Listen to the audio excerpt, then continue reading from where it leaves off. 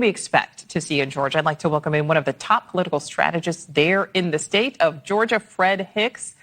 Fred, thank you so much for your time. Let's talk about this two-day bus tour that Harris and Walz are launching in southern Georgia today. I say southern because they're venturing outside of the party's usual comfort zone of Metro Atlanta, which tends to be very blue. Talk about the differences in the state there between Atlanta and the Atlanta area and the rest of Georgia.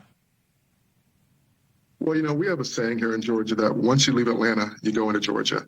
And that's because Atlanta is not really like a real place and doesn't generally reflect the voting trends of the state.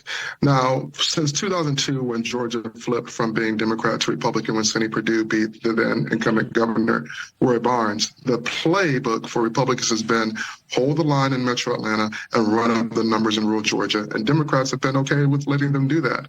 But in 2020 and then 2022, we saw that Democrats were able to make a little inroads in the southern parts of the state and continue to hold the line and run up numbers in Metro. And so what I've been saying to people is that this is really a battle for the 2022 map. In November 2022, Governor Brian Kemp beat Stacey Abrams by 7.5 points. But just 28 days later, Raphael Warnock, the incumbent senator, beat Donald Trump's hand-picked choice for the Senate, Herschel Walker, by a significant margin, and he did so by running up numbers or shaving off Republican support in rural Georgia. So Fred, as you were talking there, we were looking at that graphic, and we see right now the former president leading the vice president by about 3 points or so. What issues will Harris and Walz need to focus on during this bus tour? And what messaging do you think will resonate most with voters in Georgia and those voters outside of Atlanta?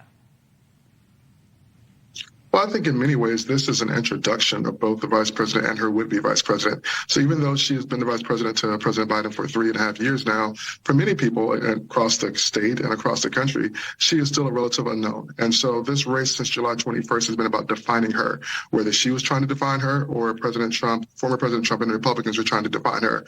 So this bus tour gives her an opportunity for people to see her, and as Mayor Johnson mentioned, for her to let Savannahans and coastal Georgians and South Georgians know that they are seen, they are heard, and that their vote matters too. She's already been to Metro Atlanta about 6 times this year.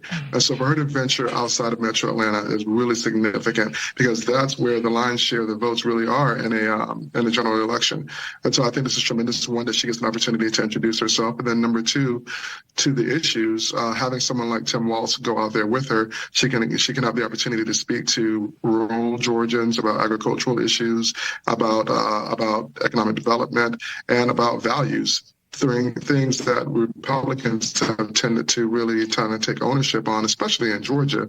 But she has a chance to redefine that and reset the map for Democrats. And even if she is not successful in winning these counties, if she can shave off Republican support, then she can lay the groundwork for really a new Georgia.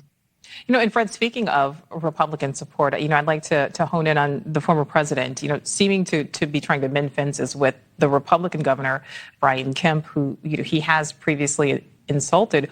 What do Georgia voters think about that back and forth? I mean, and does one side on this kind of seem to have the advantage because of this feud or lack thereof?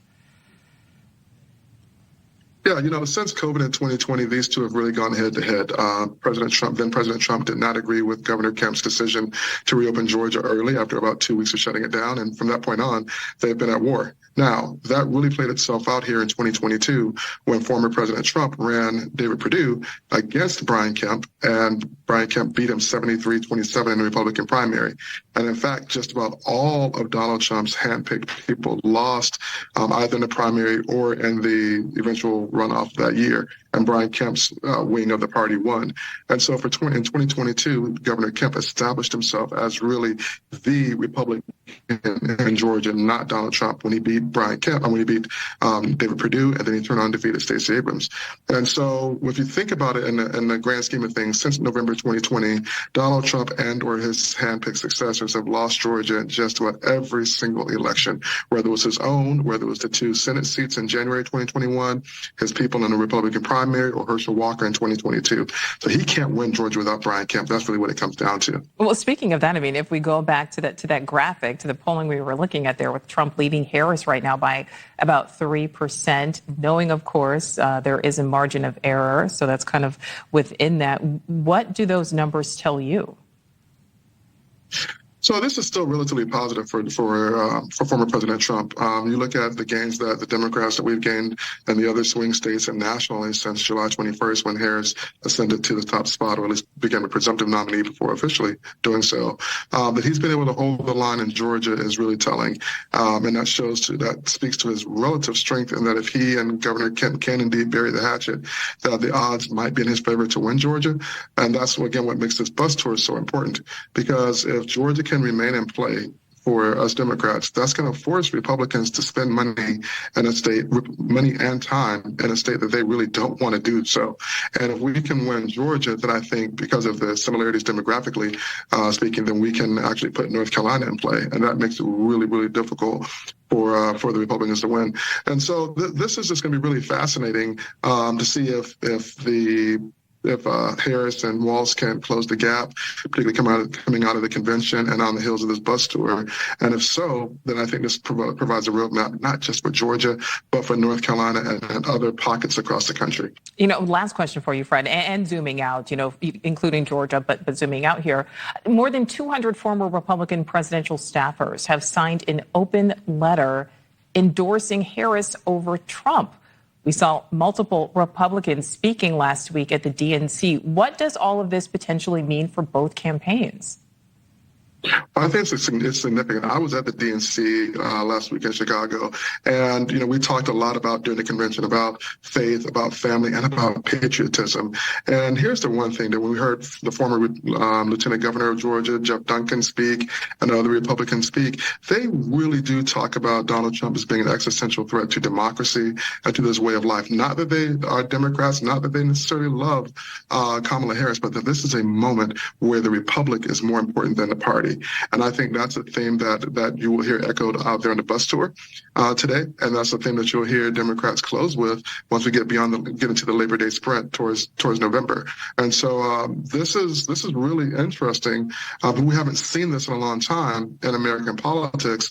But we might actually be seeing a sort of a changing of the guard where Democrats are able to gain and reclaim the mantle of patriots and loving this country. And if so, that's going to make things really difficult for Donald Trump in 2024.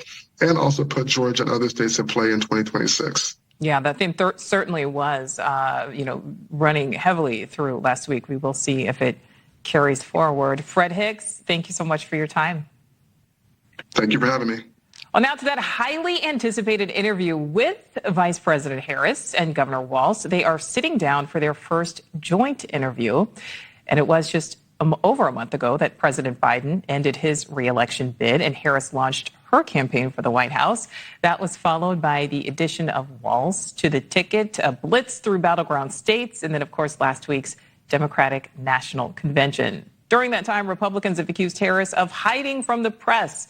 And while the VP does often speak with reporters on Air Force Two, it's off the record, journalists have also pushed for Harris to answer questions publicly. So News Nation's Joe Khalil is following all of this live for us in Washington. Joe, how